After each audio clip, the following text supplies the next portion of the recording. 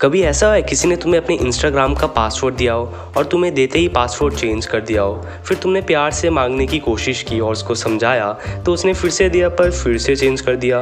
तुम्हारे साथ ऐसा पता नहीं क्यों हो रहा है, पर तुम एक काम कर सकते हो, तुम रैंडम पासवर्ड जनरेटर बनाना सीख सकते हो ताकि इसको नया पासवर्ड सोचने में बिल्कुल भी टाइम न लगे और क्या पता इससे तुम्हारा काम बन भी जाए।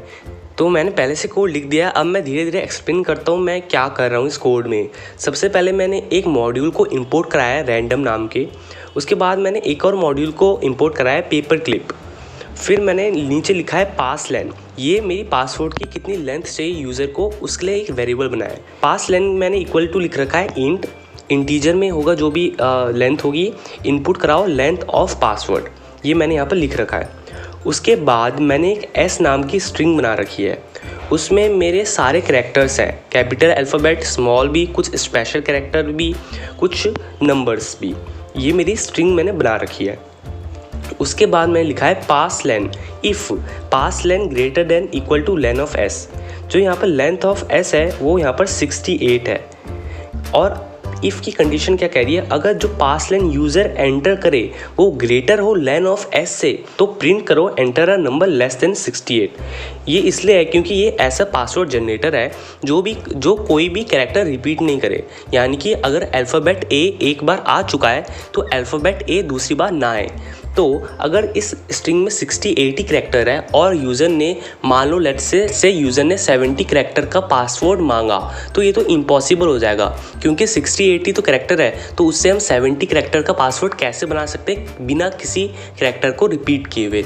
इसलिए मैंने ये इफ़ की कंडीशन लगा रखी है, ठीक है। उसके बाद मैंने लिखा है एल्स की स्टेटमेंट अगर इफ़ फॉल्स है, यानी कि अगर लेट्स से यूज़र ने 68 से कोई कम नंबर एंटर किया है तो पाइथन एल्स की स्टेटमेंट में जाएगा। तो यहाँ पर मैंने लिख रखा है आउटपुट इक्वल टू, यहाँ पर मैंने डबल इन्वर्टेड कॉमास के अंदर कुछ नहीं लिखा, इसका मतलब मैं बाद में समझाऊंगा। फिर डॉट जॉइन और random dot sample S comma पासलेन।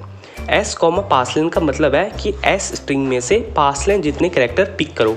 अगर लेट से यूज़र ने 5 पासलेन कर रखा है तो ये ऐसा समझेगा कि एस स्ट्रिंग में से 5 कैरेक्टर्स को पिक करना है।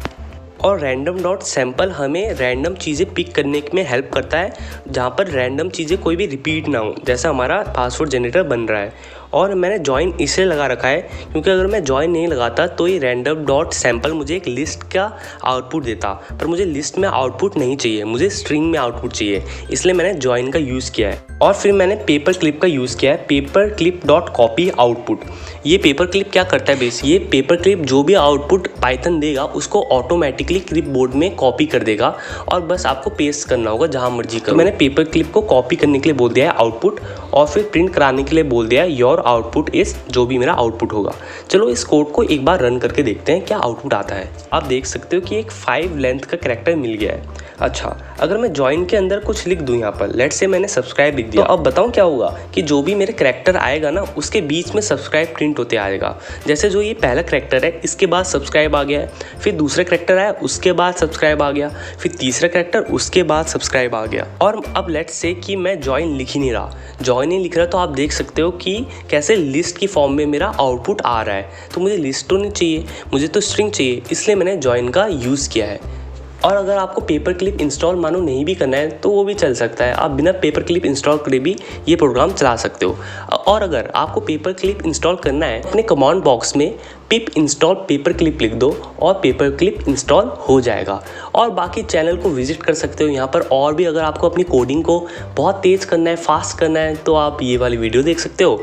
बाकी अगर आपको पाइथन के कॉन्सेप्ट सीखने हैं तो ये शॉर्ट्स अपलोड हो रखी हैं, इन शॉर्ट्स को भी ज़रूर विजिट करो। I will catch you in the next one, take care.